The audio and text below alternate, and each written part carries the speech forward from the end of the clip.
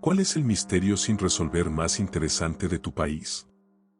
Para mí, quizá este caso no sea el más interesante de Polonia, pero hace un año fue un tema enorme aquí y los medios hablaban de él constantemente. Es el caso de Magdalena Suk, una joven que viajó sola a Egipto en abril del año 2017 y murió allí pocos días después de su llegada. Y aquí es donde todo se complica, porque desde el principio nunca hubo una versión consistente de lo que ocurrió. Algunos sitios de noticias afirmaban que se había suicidado al lanzarse desde la ventana del tercer piso de un hospital en Egipto, debido a un mal estado mental que, supuestamente, había comenzado incluso antes del viaje. Otros sitios, en cambio, aseguraban que el suicidio había sido simulado y que en realidad la asesinaron después de que varios hombres abusaran de ella. Hubo pistas inquietantes, como un video grabado por su novio, donde él habla con ella por videollamada, pero Magda se comporta de una manera muy extraña. Está angustiada y, entre lágrimas, dice que tiene mucho miedo. Su novio intenta animarla a contar lo que pasó, pero ella sigue llorando y no dice nada concreto en todo el video. La gente en Polonia enloqueció con este caso. Empezaron a crear grupos en Facebook para hablar de él, lo cual no habría sido una mala idea, ya que podía servir para ayudar a la familia y a quienes querían colaborar. Si los administradores no hubieran aceptado absolutamente todas las personas que intentaban entrar. Los grupos crecieron rapidísimo hasta volverse enormes, el más grande superó las 30.000 personas. Puedes imaginar lo caótico que se volvió. La gente discutía todo el tiempo, inventando teorías enfermizas, algunas de ellas señalando al novio de Magda, Marcus, insinuando que había planeado todo para vender a su novia a hombres egipcios. El caso no se ha resuelto hasta el día de hoy. Yo intenté mantenerme informado durante los 2 primeros meses, pero todo acabó convirtiéndose en un desastre por las pistas contradictorias y los supuestos detectives que no ayudaban en nada. Así que lo dejé de seguir no mucho después. No pude encontrar nada sobre este caso en inglés, por eso intenté resumirlo aquí de forma breve. Si a alguien le interesa, hay una serie de videos en YouTube sobre el tema, obviamente en polaco, pero sirven para saber más sobre Magda y su muerte. Suscríbete. Los asesinatos del lago Bodom quizás sean el caso más conocido de Finlandia, que es de donde soy, pero hay otro que para mí es mucho más intrigante, sobre todo porque vivo bastante cerca de donde ocurrió. En 1990, una mujer aceptó que un hombre la llevara a casa. Durante el trayecto se quedó dormida en el auto y, cuando despertó, el hombre la había llevado a un lugar aislado, exactamente a una cantera de arena en medio del bosque. Ella bajó del vehículo y el hombre la atacó con un cuchillo, apuñalándola en la cabeza. Aún así logró sobrevivir y corrió para pedir ayuda.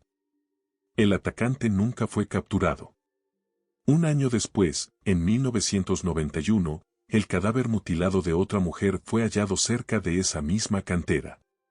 2 años después, en 1993, otra mujer desapareció en esa misma zona. La policía relacionó los 3 casos y determinó que tienen al mismo sospechoso. Todo indica que apunta a mujeres de cabello oscuro que están bajo los efectos del alcohol. Hay una descripción bastante detallada del hombre, pero nunca se ha detenido ni sospechado de nadie de manera formal. El caso parece estar frío por ahora, aunque hubo supuestos avistamientos del auto del sospechoso incluso hasta finales de la década de los 2000. También se cree que podría estar relacionado con otro ataque ocurrido en 1989. A este agresor se lo conoce como el asesino de la cantera de arena y a menudo lo catalogan como un asesino serial, aunque solo hay una muerte confirmada.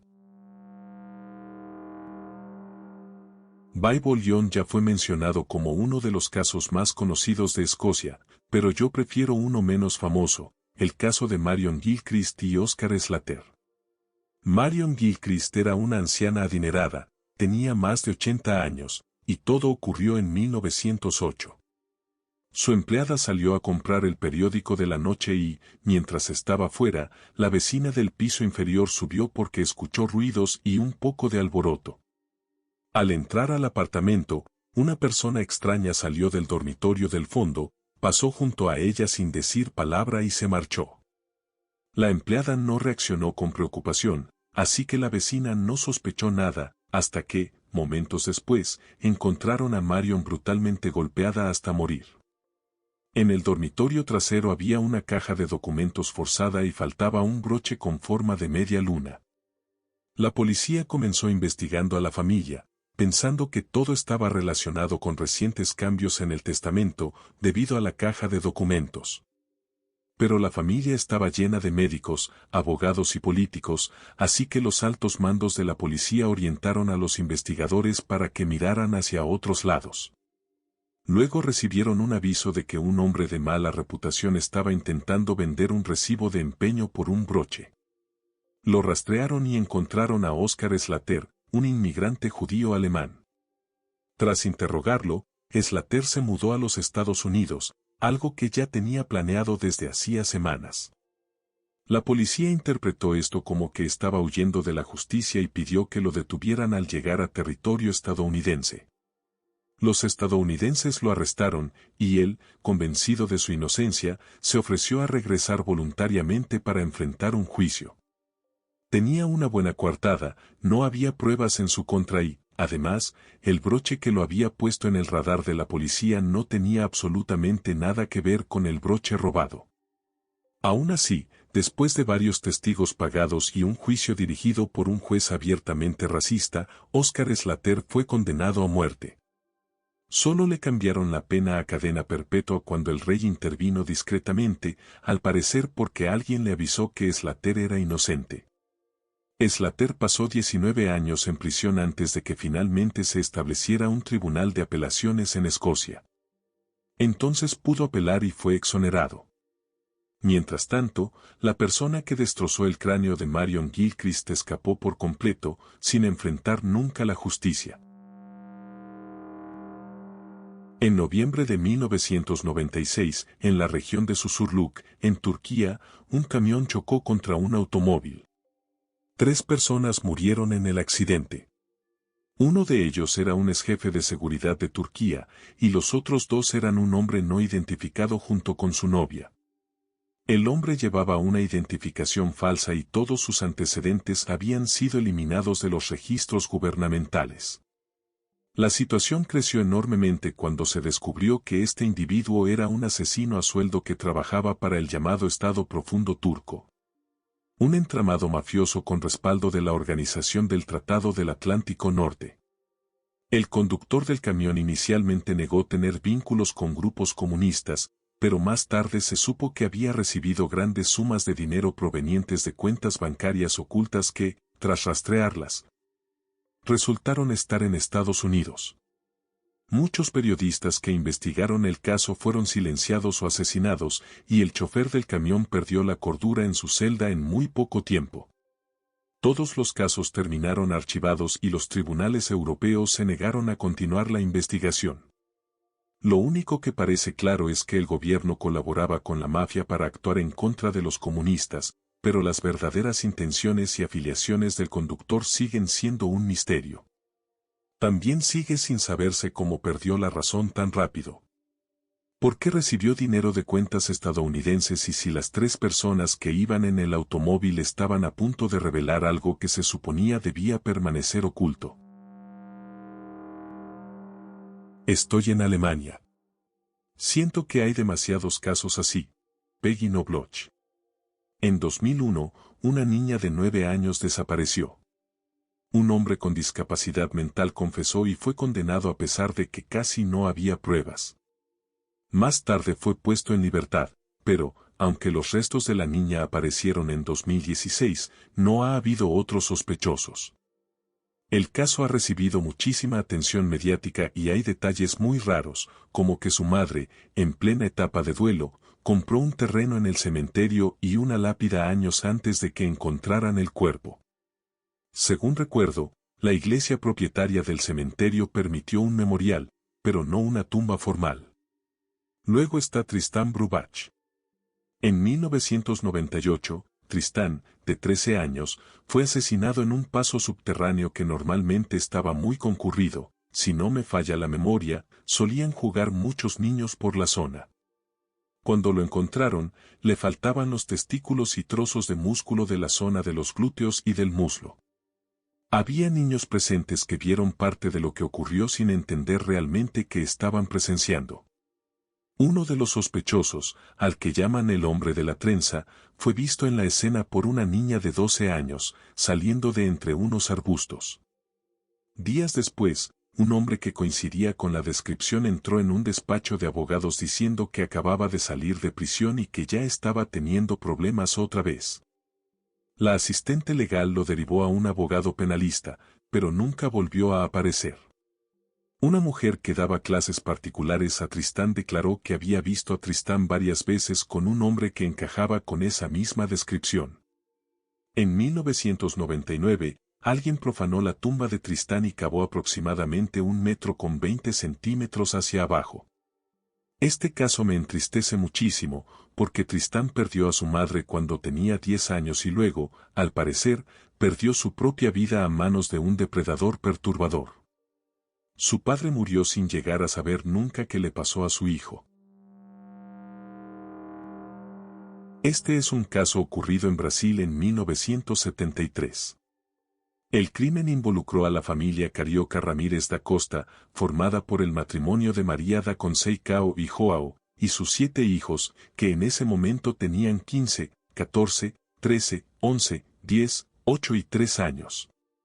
Todo sucedió la noche del 2 de agosto de 1973, mientras la madre estaba en casa con los 5 hijos mayores viendo la televisión. María da Conceição se encontraba viendo la novela de las 8 junto con Vera Lúcia, Carmen, Eduardo, João y Carlos, o Carlinos, como lo llamaba la familia. Cuando de repente se produjo un apagón y la casa quedó completamente a oscuras. Fue en ese momento cuando un hombre armado entró en la vivienda, encerró a todos en una de las habitaciones y huyó llevándose a Carlinos. La madre de Carlinos fue fotografiada frente a la casa familiar después del secuestro del niño. El secuestrador dejó una nota al marcharse, advirtiendo que tenía al niño en su poder y que solo sería devuelto tras el pago del rescate. Exigía que la familia reuniera 100.000 cruzeiros y ordenaba que el dinero, junto con el mensaje, se dejara dentro de una bolsa en un punto específico, en la intersección de 2 calles de la capital Río de Janeiro. El 4 de agosto a las 2 de la madrugada. La nota también decía que si la familia intentaba cualquier reacción, el niño sería ejecutado. En el momento del secuestro, el padre de Carlinos estaba con sus 2 hijos menores, Roberto y Luciana, trabajando en un laboratorio farmacéutico propiedad del propio Ramírez da Costa. Aunque tenían el negocio, los padres no disponían del dinero necesario para pagar el rescate, así que la comunidad, conmovida, se unió para hacer donaciones. Titulares de prensa informaron ampliamente sobre el secuestro.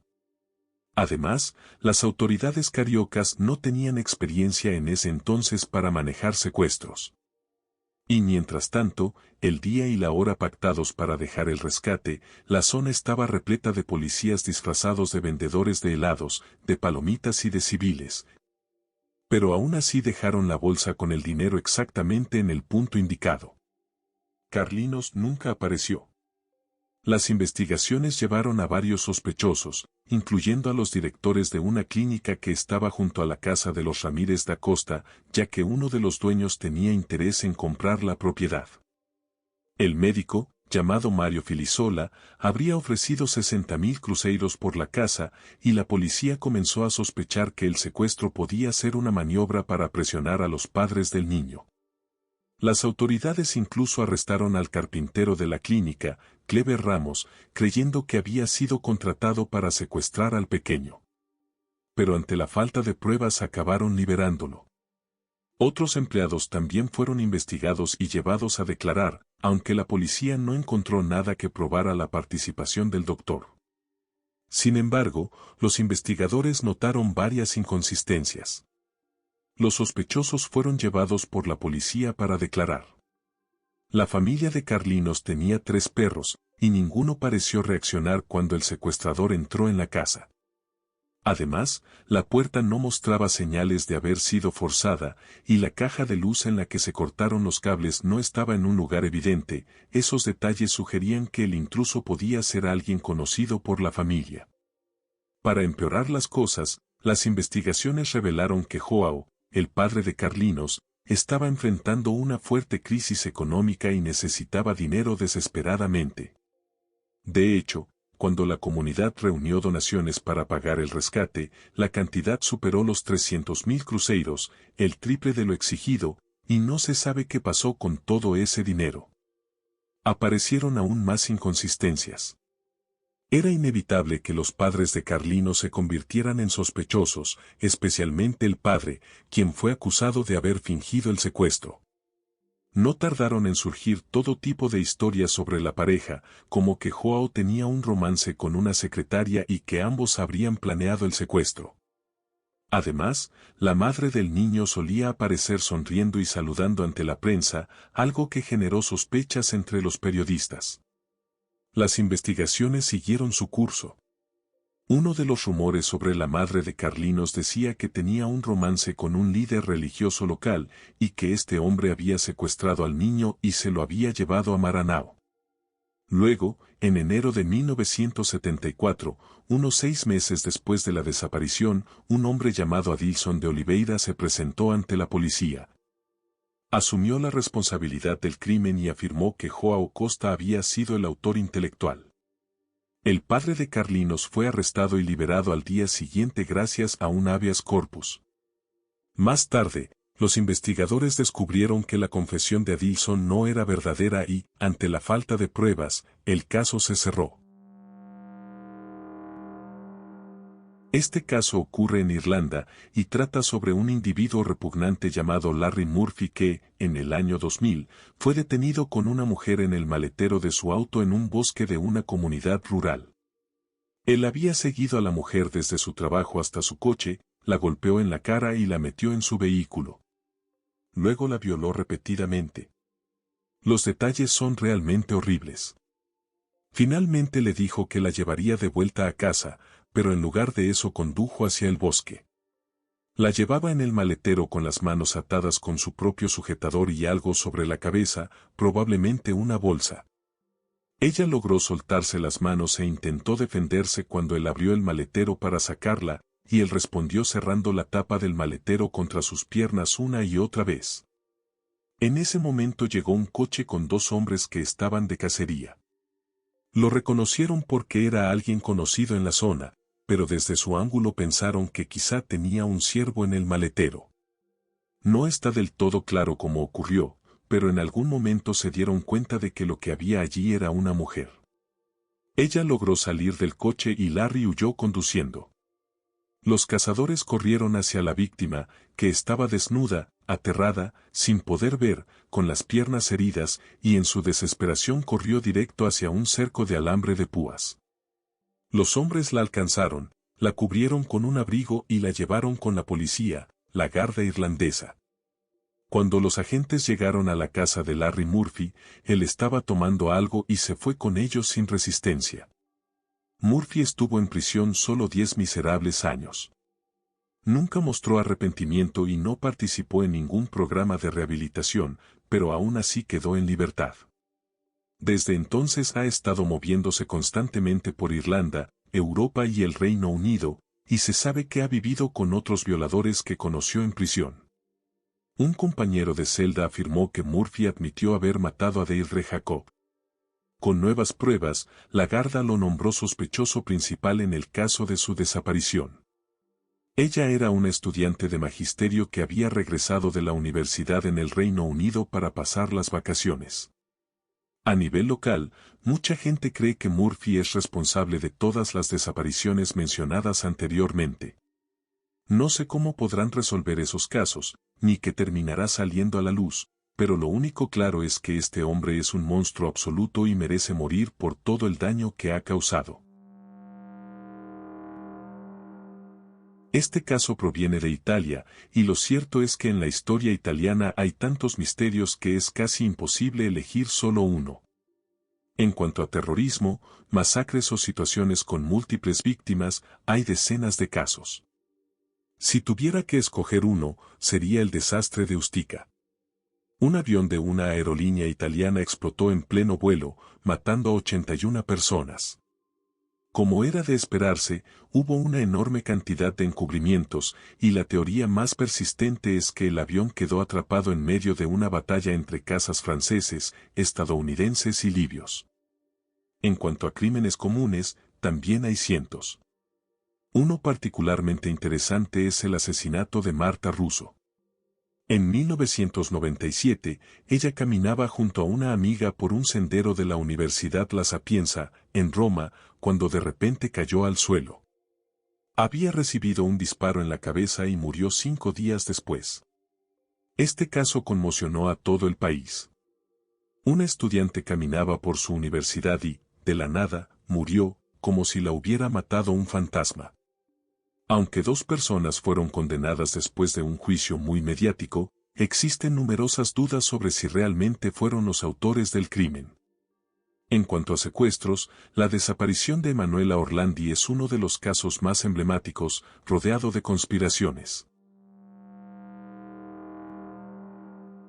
México, donde a unos pocos cientos de kilómetros al sur de El Paso existe una zona conocida como la Zona del Silencio. Es un lugar árido, seco y totalmente desolado, con el pueblo más cercano a unos 30 kilómetros. En esta región no funcionan las señales de radio, satélite, microondas ni telefonía, todo tipo de comunicación simplemente falla al intentar atravesarla. Las personas que han entrado en esta zona han reportado cosas difíciles de explicar, como objetos blancos en el cielo, individuos vestidos de manera extraña que aparecen de la nada y desaparecen igual de rápido.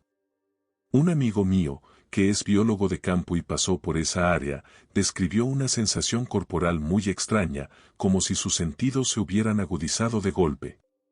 También comentó que tuvo una sensación inquietante, casi paranoica, de que alguien lo estaba observando. Supuestamente, hay un nivel alto de radiación en el área porque un misil que transportaba cobalto 57 despegó desde White Sands, Nuevo México, y explotó accidentalmente sobre la región. Sin embargo, incluso antes de ese incidente, ya se registraban fenómenos inexplicables en ese lugar. Este caso proviene de Puerto Rico y es conocido como el caso de John y Giannina Colonna. John y su hermana menor, Giannina, tenían planeado salir el día en que desaparecieron. Se suponía que iban a encontrarse con un amigo de la familia para ir a la playa con él y sus 3 hijos. Sin embargo, al parecer John y Giannina nunca llegaron al punto de encuentro y desde entonces no se ha vuelto a saber nada de ellos. Las autoridades creen que ambos niños fueron secuestrados para exigir un rescate de $72,000. 8 meses después de su desaparición, un hombre llamado Tomás Rodríguez se suicidó en Florida y dejó una nota explicando el plan y su participación en él. Aún así, nunca se realizaron arrestos en el caso. El padre de John y Giannina murió en 1982. Su madre sigue viva, pero padece cáncer. En el año 2012, decidió declarar legalmente muertos a sus 2 hijos. Este es de México, y probablemente el más comentado sea el asesinato de Paulette Guevara Fara. Paulette era una niña de 4 años con una discapacidad que desapareció durante la noche sin ninguna explicación.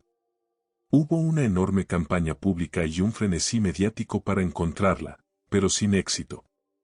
Luego, si recuerdo bien, alrededor de 2 semanas después, su cuerpo apareció envuelto en sábanas, entre el colchón y la base de la cama dentro de su propia casa. Un lugar que la madre había mostrado en entrevistas y que tanto la policía como perros entrenados para localizar cadáveres habían revisado.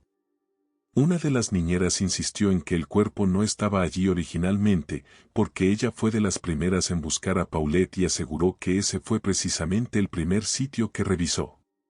No había señales de entrada forzada y la casa tenía cámaras de seguridad, pero nadie vio nada extraño en ellas.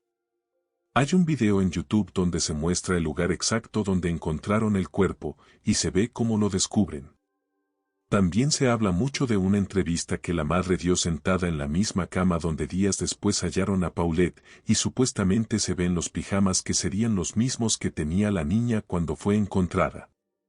Mucha gente comenta esto, pero no pude encontrar la entrevista, así que no puedo asegurar si es cierto. La muerte fue catalogada oficialmente como accidental, pero muchos consideran evidente que no lo fue. Las autoridades dijeron que la niña rodó hacia ese lado de la cama y murió por asfixia, y que estuvo allí los 9 días que duró la búsqueda, algo que parece imposible. Personalmente, creo que la madre tuvo algo que ver, pero nunca se pudo probar nada y todo quedó registrado como un accidente. Los asesinatos de Johnny Clark y Lisa Straub, Estados Unidos. Ocurridos en la ciudad donde vivía el autor del relato. Es un caso que no recibió mucha atención nacional, pero es uno de esos en los que la realidad supera por completo a la ficción. Hubo arrestos, pero aún quedan muchos implicados sin capturar y una enorme cantidad de cabos sueltos. En los foros de mob forums existen miles de páginas de discusión hechas en tiempo real mientras el caso se desarrollaba. Sería sorprendente que algún día no hicieran un documental sobre todo esto. Resumen breve, Johnny estaba en casa de su novia Lisa. Él estaba hablando por teléfono con una persona misteriosa cuando, de pronto, esa persona lo escuchó preguntar quién eres, y la llamada se cortó. La chica misteriosa llamó a la madre de Johnny, preocupada. La madre llamó a la policía y los agentes hicieron una patrulla rápida, diciendo que todo estaba en orden. La madre y el padre fueron a revisar la casa, pero nadie respondió. Se fueron. Volvieron a llamar a la policía, que hizo una verificación de bienestar, pero no encontraron nada. Más tarde, el padre irrumpió en la casa y encontró a Johnny y Lisa muertos por asfixia. Y, según la línea de tiempo, el asesinato ocurrió prácticamente al mismo tiempo que los agentes realizaban esas revisiones. Con el tiempo salió a la luz que la madre de Johnny podría haber estado implicada en el asesinato. Existen muchas teorías sobre posibles cajas fuertes ocultas, moneda extranjera y vínculos con drogas. Es un caso enorme, enredado y lleno de detalles extraños. La madre es una persona desequilibrada que ahora está en prisión junto a su esposo, condenados por intentar asesinar a personas que ella afirmaba que estaban involucradas, aunque nunca fueron detenidas. Este resumen realmente no le hace justicia al caso. Es demasiado retorcido, complejo y lleno de giros como para explicarlo en pocas líneas. El caso de Magda Szuka hay tanto misterio como en el de Elisa Lam. Otro más de Polonia. Una joven que estaba justo en la edad en la que suele aparecer por primera vez la esquizofrenia, que tenía antecedentes de consumo de drogas, incluyendo LSD y hongos alucinógenos. Y que ya se estaba comportando de forma extraña antes incluso de salir del país, sufrió un brote psicótico mientras viajaba al extranjero. El hospital al que terminó llegando no estaba preparado para tratar a pacientes en estado psicótico, así que Magda logró escapar por la ventana, lastimándose gravemente en el proceso porque esa ventana estaba en una altura considerable. Las heridas que sufrió fueron las que finalmente causaron su muerte. Existe un video grabado en el hospital que algunas personas interpretan como prueba de que Magdalena fue tratada de manera brutal y retenida contra su voluntad. En realidad, el personal del hospital y otras personas presentes en ese video estaban intentando evitar justamente lo que más tarde provocó su fallecimiento, que se arrojara por la ventana. En España tenemos el caso conocido como Les Iquetes de Alcácer, o las niñas de Alcácer. 3 adolescentes desaparecieron cuando regresaban a casa por una carretera. Tiempo después, sus cuerpos fueron hallados y la investigación reveló que habían sido víctimas de un crimen muy grave. 2 hombres fueron declarados culpables porque se encontró ADN suyo en cigarrillos cerca del lugar donde aparecieron las niñas. Tras pasar relativamente poco tiempo en prisión, uno de esos hombres escapó en circunstancias que muchos consideran extrañas. En nuestra región existe la idea bastante extendida de que quizá ellos no fueron los verdaderos responsables, sino que habrían sido señalados para encubrir a personas con poder involucradas en el crimen. Desde entonces, nuestras comunidades nunca volvieron a sentirse igual, y este caso sigue siendo un tema muy presente incluso hoy en día. La situación recuerda a la primera temporada de la serie True Detective, y por eso muchas personas creen que ocurrió algo más complejo de lo que se supo públicamente.